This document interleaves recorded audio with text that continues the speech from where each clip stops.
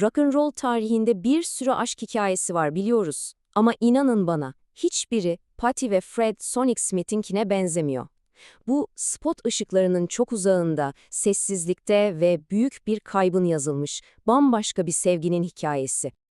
Aslına bakarsanız her şey ortalıkta dönen bir şakayla başlıyor. O zamanlar müzik dünyasında herkesin dilindeydi bu. Patti sırf soyadını değiştirmemek için onunla evlendi.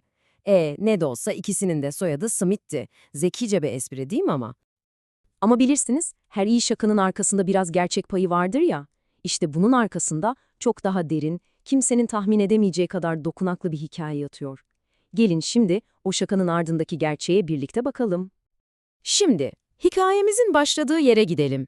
Şöhretlerinin en tepesindeyken iki dev ismin her şeyi bir anda bırakıp sahneden indiği o ana. Işıkların söndüğü, sessizliğin başladığı yere. Düşünsenize, sahnede iki dev var. Bir yanda New York'un punk şairi, asi sesi Patti Smith. Diğer yanda Detroit Rock'unun ateşli gitaristi, MC5'dan Fred Sonic Smith. Sanki birbirine doğru son sürat ilerleyen iki yıldız gibiydiler. Ama birleşip daha da büyük bir patlama yaratmak yerine el ele tutuşup sessizliğe çekilmeyi seçtiler. İşte o sessizlik tam olarak böyle yaşandı. 1980'de evleniyorlar ve doğruca Michigan'a taşınıyorlar. Hani o New York'un kaosu, gürültüsü falan hepsi geride kalıyor. Sonra ailelerine Jackson ve Jesse Paris katılıyor. Neredeyse 10 yıl boyunca sadece bir aile onlar. Müzik dünyasına tek bir hediyeleri oluyor. 1988'deki Dream of Life albümü.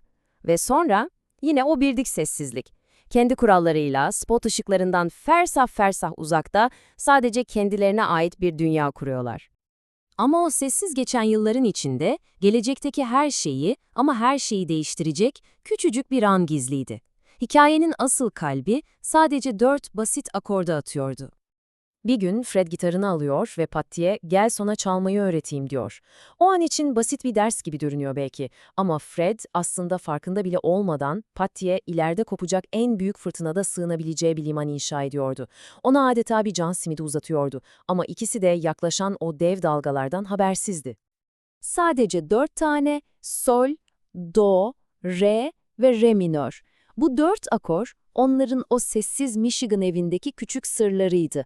Ve çok yakında Patti'nin her şey yıkıldığında tutunacağı tek dal olacaktı. Her şey yolunda gibiydi, yeni bir albüm üzerinde çalışıyorlardı, geleceğe dair planlar yapıyorlardı, sanki önlerinde sonsuz bir zaman varmış gibi hissediyorlardı. Ama bilirsiniz, zaman bazen en acımasız hırsız olabiliyor ve onların kapısına çalmak üzereydi. Tarih 4 Kasım 1994. Fred Sonic Smith bir kalp kriziyle aniden bu dünyadan ayrıldı. Sadece 46 yaşındaydı. Patti'nin 16 yıl boyunca kurduğu o sessiz dünya tek bir anda tuzla buz oldu. Ama kaderin sillesi daha bitmemişti. Bu akıl almaz kaybın şokunu daha atlatamamışken sadece bir ay sonra ona destek olmak için yanına koşan erkek kardeşi Todd da aniden hayatını kaybetti. O da sadece 42 yaşındaydı. Düşünebiliyor musunuz? Patti bir ay içinde hem hayat arkadaşını hem de canı gibi sevdiği kardeşini toprağa verdi.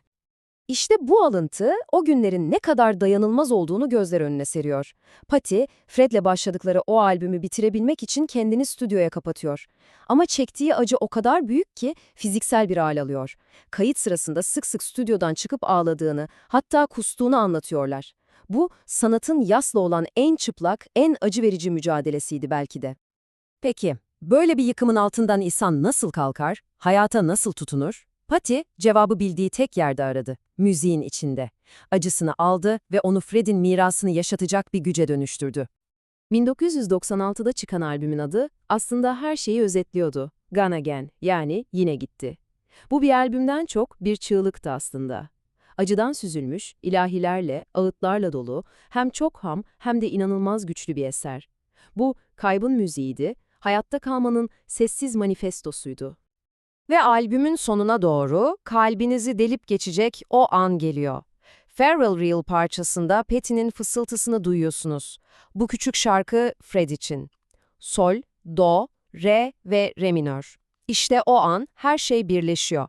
Fred'in ona yıllar önce öğrettiği o 4 basit akor.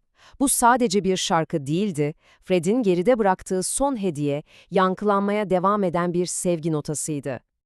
İşte o 4 akorla Patti kendini ve müziğini adeta yeniden yarattı. Önce Bob Dylan'la sahnelere döndü yavaş yavaş. 2007'de Rock and Roll Hall of Fame'e kabul edildiğinde ödülünü gökyüzüne Fred'e kaldırdı. Sonra Ulusal Kitap Ödülünü kazanan bir yazar oldu.